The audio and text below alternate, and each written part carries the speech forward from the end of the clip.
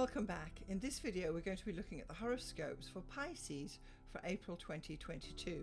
We're specifically going to be looking at the planetary energies, changing signs, changing directions, and the lunations as well. This is how I do forecasting. You can go way deeper into forecasting as well, but to create these horoscopes, this is how we're going to be looking at it to start with. So this is Pisces horoscopes for April 2022. So first of all, let me tell you that we're working on universal time zone here. So what that means is that if you live east of Greenwich, these dates may be the day after, and if you live west of Greenwich, they may be the day before. So first up, Pisces. This is the actual chart for what's happening in April. So on the 1st, we have an Aries new moon. And this will affect anyone with birthdays March 31st, April 1st or 2nd. And it actually occurs in your self-worth, values and financial area. So what this means is a new moon is a time to start something new. It's going to give you a 30-day lead time, if you will. It'll occur until the next new moon. You will have this energy. So for you, self-worth, values and financials in this day and age, this generally means money. And it would be a good time to start a new savings plan, start doing a budget, something like that. Or you could just find that you receive new streams of income. It depends where you are in your life's journey at this point. So this will be an ideal time to start focusing on your finances, and you would want to do that anytime in April. Then on the 5th, Venus is going to enter Pisces. This is a great position for Venus. Venus is in exaltation here. It's well placed. It's a welcome planet in Pisces, and Venus works very well here. And for Pisces, it's entering your personality, physical body and appearance area. This is a good position for Pisces because you are going to seem more charming, delightful, and have better social skills than you have for quite a while. And this is a perception as well as a reality. So you may even decide to, get a haircut, buy some new clothes, pull yourself together so that you're presenting yourself better. And because of that, people will see you in a better light as well, because Venus is a good thing. So you can maybe use that to your advantage as well. That'll be around for at least a month. Next up on the 11th, we've got Mercury's entering Taurus.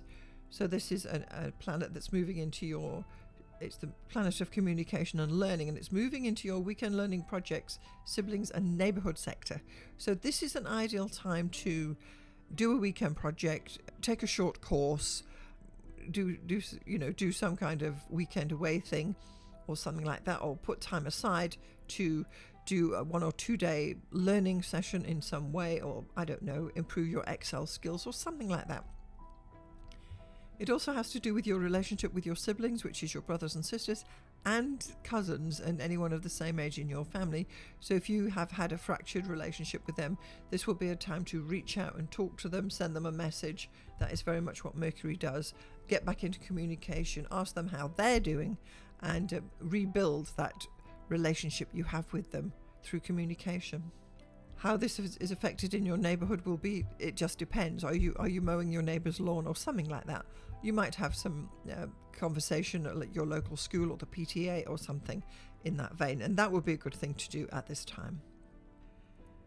Then on the 12th, we've got the big planet Jupiter is conjoining Neptune. This is a huge deal for Pisces because Jupiter is the traditional ruler of Pisces, and Neptune is the modern ruler of Pisces, and they are both in Pisces, in their strength, in their dignity, and they are coming together on the 12th. And anyone who's got a birthday on the 13th, 14th or 15th of March will have this conjunction built into their chart for the next 12 years.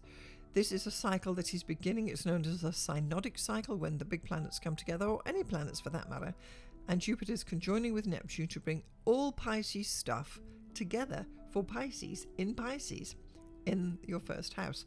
So this has to do with self-awareness, the physical body, and the first impressions that you're making. So where Venus led the charge for you to get your haircut in, now we are tuning in to the authentic vibrations that Pisces is through the natural Then on the 15th, moving on, Mars is going to enter Pisces. Again, we've got more planets entering your sign, energizing you. So this again is your self-expression, physical energy and looks zone. Mars brings energy to everything it touches, so it's going to energize all Pisces.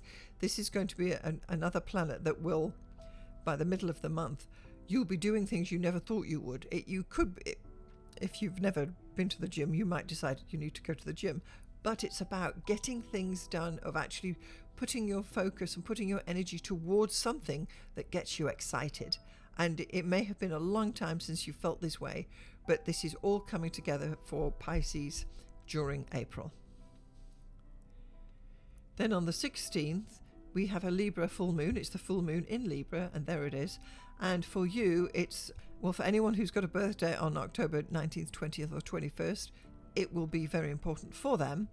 But this, for Pisces, this is in the what you owe, secret support and intimate life area. A full moon shows light. It's a spotlight where you can see into all the nooks and crannies, and you haven't got the wool pulled over your eyes. You can see clearly what's going on. So you are likely to understand fully what you owe on your credit card and get to grips with your debt. This is hooking into the new moon in the second house to start with. It shows your secret support. So this is a time when you are likely to realize that somebody who you didn't know is supporting you in the background. It could be a family member, it could be someone at work, or it could be some person you didn't know who is actually saying, hey, she's a good guy, we need to support her. And that may come to your attention at this time. And also it's shining a light on your intimate life, it's your private life, what you do with the partner in your life, and you will see clearly who they are, what they do, and whether or not you can put up with them leaving the socks lying around or whatever the issue is. And it's not that you're going to reject anybody at this point, but you are going to understand who this person really is and what your role is in that relationship. Then on the 20th, the Sun is entering Taurus. So this is entering your weekend learning projects, siblings and neighborhood area. So there's more planets moving into this area. And this is bringing it, the sun always brings the spotlight. It brings warmth and heart to whatever the area is. So you are likely to love what you're learning. And it might not come as Mercury moved in earlier and you started thinking, oh, let me learn, I don't know, rocket science, and suddenly as the sun moves in there, you're really going to start to love what it is you're learning and feel more comfortable doing it as well. This is a great time to build that relationship with your siblings, cousins, if you have them, or even be nicer to your neighbors. Then towards the end of the month, on the 29th, we've got Pluto stationing retrograde. This does happen often, and Pluto will be retrograde from April to October, from 28 to 26 degrees Capricorn. This is not the first time Pluto has retrograded, and it's not the first time it's retrograded in Capricorn. It happens every year, but the turning point, the station, is the important day or week for everybody. If your birthday is on January 18th, 19th or 20th, this will affect you more. And for Pisces, this is occurring in your friends, groups, and you in a team sector. So this is, because Pluto is going back, it's going back over something that's already done. And this is indicative that you need to go back to friends who you may have left to wither on the vine, or you've been ignoring people, or maybe you've even been ghosting people. And it's for you to decide, it's particularly in your friends group, are you going to bring them back into the fold? And if so, this is the time to do it. This is the time to reach out and reinforce that friendship, or reinforce your place within a group of people, or as a team player, that this is your chance to do this, because we all get a bit weary with people at times. But if you've let friendships wither on the vine, this is the time to go back to revive them. Alternatively, you will also come to the decision probably that this person is dead to you and you will move on. But decisions made during this time, which is the 29th, is the last weekend in April, will, for you, focus around on your friendships, associates, and people that you know. Then it's continuing on the 29th, the same day, we've got Mercury's entering Gemini. Now this is a great place because Mercury is what we call in dignity in Gemini. Mercury rules Gemini, so it's well placed, and this means that Mercury can work super duper well for you now. And Mercury is moving into your home, family relationships, and the foundations of your life area. So this is, as we said earlier, Mercury is the planet of communication, where you're going to be probably talking about what you're doing at home. You might want to do redecorating, but this is the planning stage where you're saying, yes, let's look at the price list, let's check out IKEA's website, but you're not necessarily doing anything about it. You're talking about making changes in your home life. Also to do with your family relationships, this is where you want to be communicating with Uncle Bob or Grandma or whoever it is that you haven't been dealing with properly, your mother, for example. You can reinforce the channels of communication at this time. If this is really your ancestry and your roots and where you come from. So this may be a time where you decide that, okay, perhaps your origins are perhaps Italian or something, and you want to say, well, I need to get Grandma's spaghetti recipe before it's too late, and you go out and you start digging into your past and finding things that belong to your culture, and perhaps even making notes or reading about it and getting some knowledge and learning more about these things. And this could be the beginning of some kind of research you're going to be doing there as well. It may not be, but it very easily could be. And particularly if you're going to do some family tree research, this would be an ideal time to start working on something like that. Then on the 30th, we have a solar eclipse. This will affect anyone with birthdays on April 30, May the 1st or the 2nd. And again, for you, it's happening in your weekend learning projects, siblings and neighborhood sector.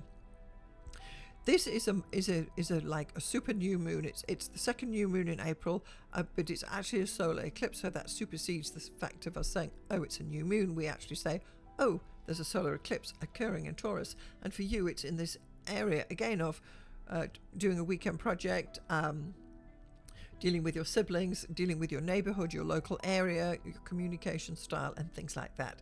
This is an ideal time to put into place what it is, or any further learning you want to do. I'm talking to adults here. Any further learning you want to do. And this solar eclipse will be in, this energy of this will be in position for at least 3 months from this date, the 30th of April. So it'll be for May, June and July for sure. So if during the earlier in the month you came across something through the Mercury, through the Sun, that you wanted to learn more about, now is the time to actually go and order some books off Amazon, or get more stuck into and focused on this, particularly what it is you're wanting to learn, to, you know, keep your brain going really. So it's a great time to follow behind the Mercury Sun energies moving through to cement what it is. So if you're going to do this, you want to be thinking about it before the 30th, so up to the 28th, 29th, but at the point of the eclipse and slightly after that, up until a week after, this is the time to get going with anything that interests you in these areas. So that then is a final look at the chart of what's happening for Pisces in April 2022. So there it is. There's your Pisces horoscopes for April 2022. Thank you so much for watching. I'll see you next time.